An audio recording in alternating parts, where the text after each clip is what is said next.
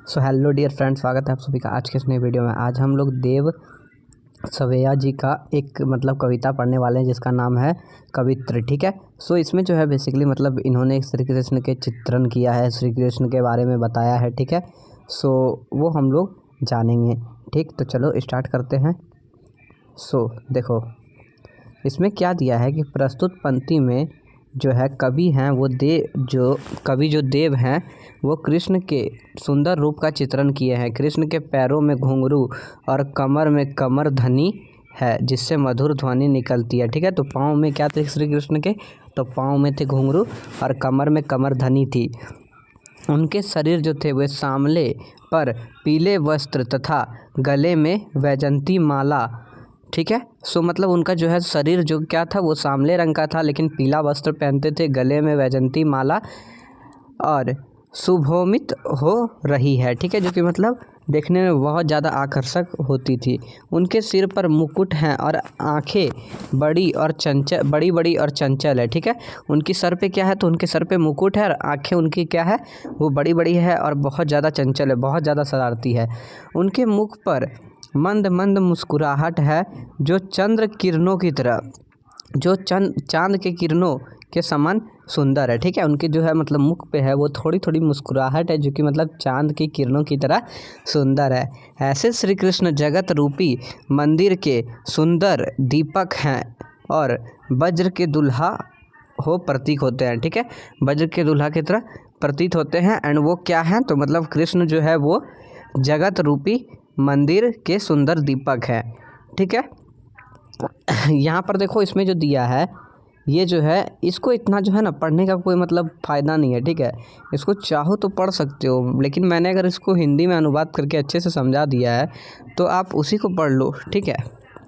उसके बाद हमारे जो ये हैं कवि जो हैं वो क्या कहते हैं कि इन पंक्ति में कवि ने बसंत के आगमन की तुलना एक नव बालक के आगमन से करते हुए प्रकृति में होने वाली परिवर्तनों को उस रूप में दिखाते हैं। ठीक है। जो वसंत के आगमन में परिवर्तन होता है उसकी तुलना करते हैं एक बालक के आगमन से। ठीक है।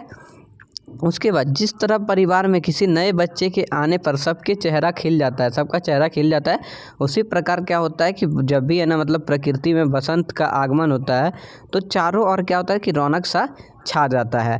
प्रकृति के चारों ओर रंग बिरंगे फूल खिला दिखने लगते हैं। ठीक है।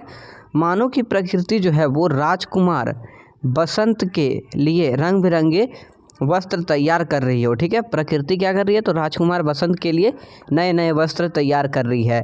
ठीक वैसे ही जैसे घर के लोग बालक के रंग बिरंगे वस्त्र पहनाते हैं, नए जो बालक जिनका जन्म होता है उनको नए नए वस्त्र पहनाते हैं। ठीक है।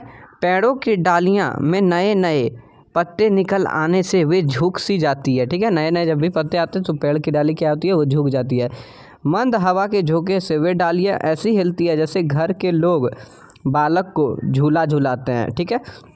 सो जब भी मंद हवा जो थोड़ा थोड़ा हवा चलता है उससे जो है पेड़ की डाली जो हिलती है उससे ऐसा प्रतीत होता है कि घर के लोग जो क्या कर रहे हैं? तो बालक को झुला रहे हैं। ठीक है।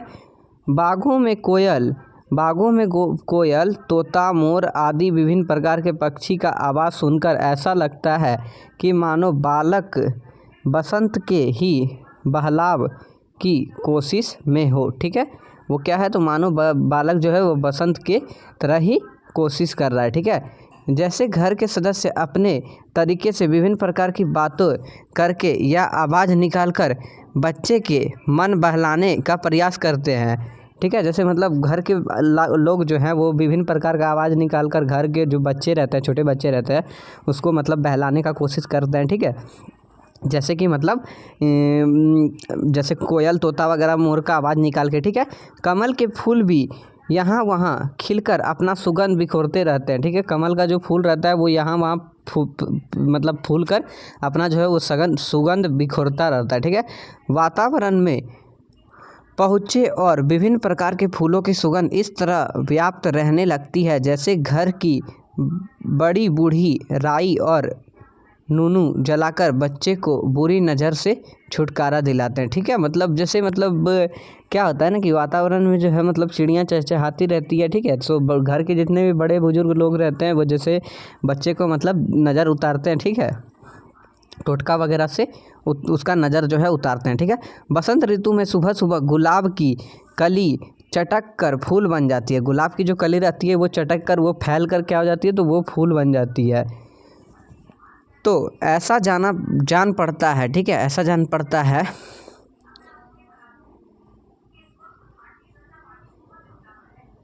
हाँ, तो चटक कर जो है वो फूल बन जाती है। तो ऐसा जान पड़ता है जैसे बालक बसंत के को बड़े प्यार से सुबह सुबह जगा रहे हो, ठीक है।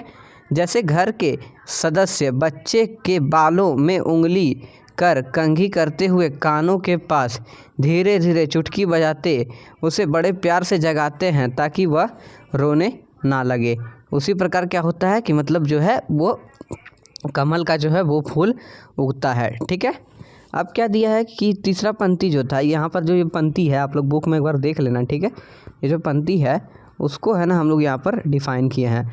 सो इस वाले पंक्ति में क्या दिया है, इस पंक्ति में जो है कवि ने पूर्णिमा की चांदनी रात में धरती और आकाश के सौंदर्य को दिखाया है। क्या दिखाया है, तो पूर्णिमा के चांदनी रात में धरती और आकाश के सौंदर्य को दिखाया है। पूर्णिमा की रात में धरती और आकाश चांदनी का आभा इस तरह फैलाती है जैसे स्टापिक यानी प्राकृतिक क्रिस्टल नामक शिला से मिलने वाली दुधिया रोशनी, ठीक है। जैसे मतलब प्राकृतिक जो क्रिस्टल रहता है उससे मिलने वाली जिस प्रकार दुधिया रोशनी होती है, उसी प्रकार क्या होता है कि पूर्णिमा की रात में जो है वो चाँद धरती को पूरा चमका देता है, ठीक।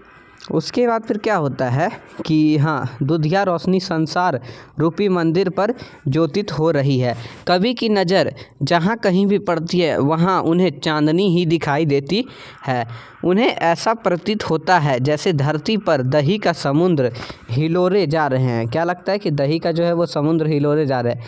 चांदनी इतनी झीनी और पारदर्शिक है कि नज़रें अपनी सीमा तक स्पष्ट पा कर देख रहे हैं। जहाँ तक जितना दूर तक नज़र जा रहा है वो जो है सब चीज़ क्लियर देख रहा है।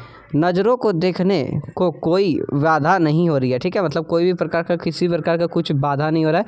धरती पर फैली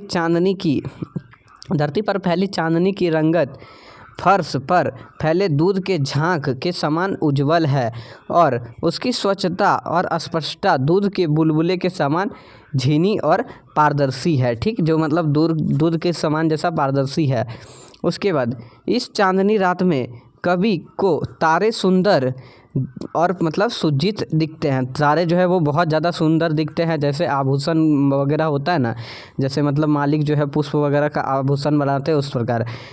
उसके बाद क्या दिया है, जिनके आभूषणों की आभा मालिका पुष्प के मकरंद से मिली मोती के ज्योति जैसा होता है, ठीक है। जो मोती रहता है, मकरंद जो मतलब पुष्प ये रहता है, ठीक है, मकरंद जो पुष्प रहता है उसके मोती की तरह रहता है, ठीक है। उसके बाद संपूर्ण वातावरण इतना उज्जवल है कि आकाश मानो स्वच्छ दर्पण है जिसमें राधा का मुख चंद्र प्रतिबिंब हो रहा है, ठीक है।